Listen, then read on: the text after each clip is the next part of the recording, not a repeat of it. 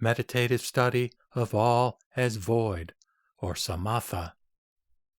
When Ananda saw the Buddha, he prostrated himself at his feet, weeping bitterly, and saying that since the time without beginning, though he had heard much about the Dharma, he still could not acquire the transcendental power of the Tao.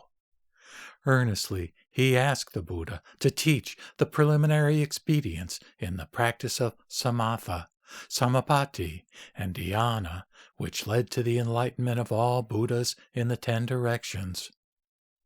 There was also present a great number of bodhisattvas, as countless as grains of sand in the Ganges, and great arhats and pratyeka Buddhas who had come wishing to hear about the Dharma.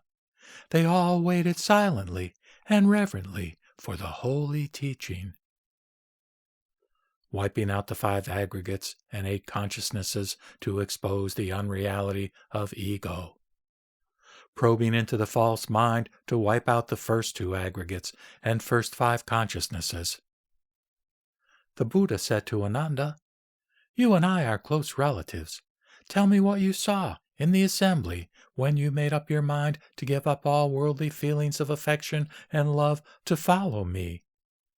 Ananda replied, "I saw the 32 excellent characteristics and the shining crystal-like form of the Buddha's body. I thought that all this could not be the result of desire and love, for desire creates foul and fetid impurities, like pus and blood, which mingle and cannot produce the wondrous brightness of his golden-hued body, in admiration of which I shaved my head to follow him." The Buddha said, "Ananda, and all of you should know that living beings, since the time without beginning, have been subject continuously to birth and death, because they do not know the permanent true mind, whose substance is, by nature, pure and bright. They have relied on false thinking, which is not reality, so that the wheel of samsara turns. Now, if you wish to study the unsurpassed supreme Bodhi to realize this bright nature, you should answer my questions straightforwardly. All Buddhas in the 10 directions trod the same path to escape from birth and death because of their straightforward minds, with the same straightforwardness of mind and speech from start to finish, without a trace of crookedness.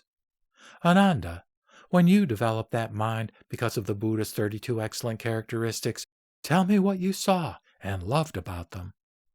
Ananda replied, "World-honored one, my love came from the use of my mind, my eyes seeing, and my mind admiring them, so that it was set on relinquishing birth and death."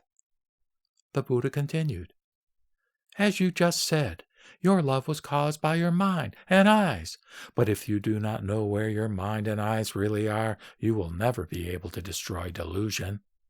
For instance, when the country is invaded by bandits, the king, before sending his soldiers to destroy them, should first know where they are. That which causes you to transmigrate without interruption comes from defects in your mind and eyes. Now tell me where your mind and eyes are." Ananda replied, "World-honored one, all living beings born in the world through the 10 types of birth hold that this knowing mind is the body. As I look at the lotus-blue eyes of the Buddha, I see that they are on his face. Hence my understanding that my eyes are on my face, whereas my knowing mind is in my body." The Buddha asked, "Now, as you sit in this hall, where do you see Jetavana Park?" Ananda replied, "World-honored one, this great hall is in Jetavana Park, which is therefore outside the hall." The Buddha asked, "What do you see first in this hall?" Ananda replied, "World-honored one, in this hall I see first the Tathagata, then the assembly, and only when looking outside do I see the park." The Buddha asked, "When you see the park, what causes you to do so?" Ananda replied, "It is because the doors and windows are open that I, though sitting in this hall, see the park outside." The Buddha then extended his golden-hued arm and touched Ananda's head with his hand, saying, There is a samadhi called the all-embracing Supreme Surangama, a gateway through which all Buddhas in the 10 directions attain to the wondrous majestic path. Ananda, listen now attentively.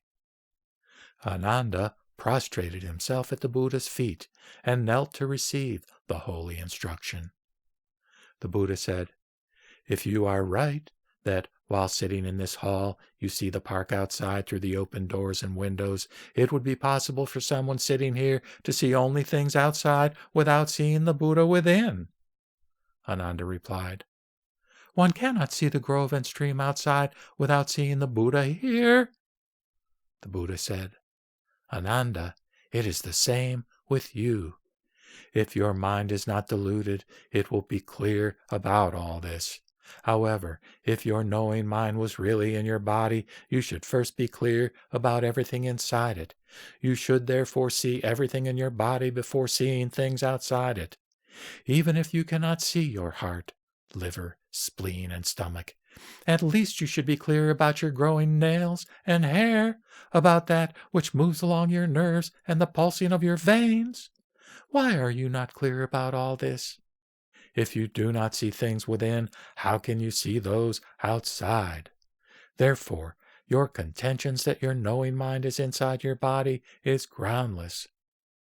Ananda bowed and said, "After hearing the Buddha's Dharma voice, I now understand that my mind is really outside my body. For instance, a lamp should light up everything in a room before the courtyard outside through the open door. If I do not see what is in my body, but see things outside it, this is like a lamp placed outside a room which cannot light what is in it. This being so clear that there can be no doubt, am I still wrong about what the Buddha means?" The Buddha said, "All the bhikkhus followed me to Shravasti to beg for food and have now returned to Jetavana Park. I have taken my meal, but as one bhikshu is still eating, is the whole community well fed?" Ananda replied, "No, world-honored one. Though they are arhats, they have not the same body or lifespan. Then how can one by eating cause all the others to satisfy their hunger?" The Buddha said, "If your knowing mind is outside your body, the two are separate. Thus, when your mind knows something, your body should not feel it, and when your body feels something, your mind should not be aware of it. Now, as I show you my hand, when your eyes see it, does your mind discern it?" Ananda replied, "Yes, world-honored one, my mind discerns it." The Buddha said, "If so, how can your mind be outside your body? Therefore, your contention that your knowing and discerning mind is outside your body is groundless."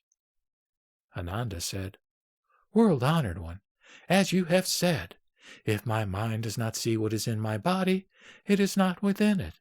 And if my body and mind know each other, they are not separate, and my mind is, therefore, not outside my body. Now, after thinking about this, I know where my mind is." The Buddha asked, "Where is it?" Ananda replied, "Since my knowing mind does not see what is in my body, but can see things outside, I think it is hidden in my sense organ. For instance, if one covers one's eyes with a crystal bowl, the latter does not obstruct this sense organ, which simply follows the faculty of seeing to distinguish all things seen. Thus, if my knowing mind does not see what is in my body, it is because it is in the sense organ, and if it sees clearly what is outside without being obstructed, it is because it is hidden in that organ." The Buddha asked, "As you just said, the mind is hidden in the same way that the eyes are covered by the crystal bowl. Now, when one so covers them and sees the mountains and river, does one also see the bowl?" Ananda replied, "Yes, world-honored one also sees the bowl." The Buddha said, "If your mind is like the crystal bowl, when you see the mountain and river, why do you not see your own eyes? If you do, they should be outside and should not follow your faculty of seeing. If they cannot be seen, how can you say that this knowing mind is hidden in the sense organ, like the eyes covered by the crystal bowl?" Therefore, your contention that the knowing mind is hidden in the sense organ is groundless. Ananda asked, World-honored one, I now think of the bowels concealed in the body, and of the apertures on its surface. Therefore, where there is concealment, there is darkness, and where there are openings, there is light. As I am now before the Buddha, I open my eyes and see clearly, and this is called outward seeing. And when I close them, I see only darkness, and this is called inward seeing. What does the Buddha think of this? The Buddha said, When you close your eyes and see darkness, is this darkness opposite to your eyes or not? If it is in front of them. Then how can this be inward seeing? Even if there is really such inward seeing, when you sit in a dark room without the light of the sun, moon, or a lamp, this darkness should also be in your bowels. If it is not opposite to your eyes, how can there be any seeing? Now, let us forget your so-called outward seeing and assume that there is inward seeing. Then, when you close your eyes and see only darkness, which you call seeing, what is in your body? Why, when you open them and see clearly, do you not see your face?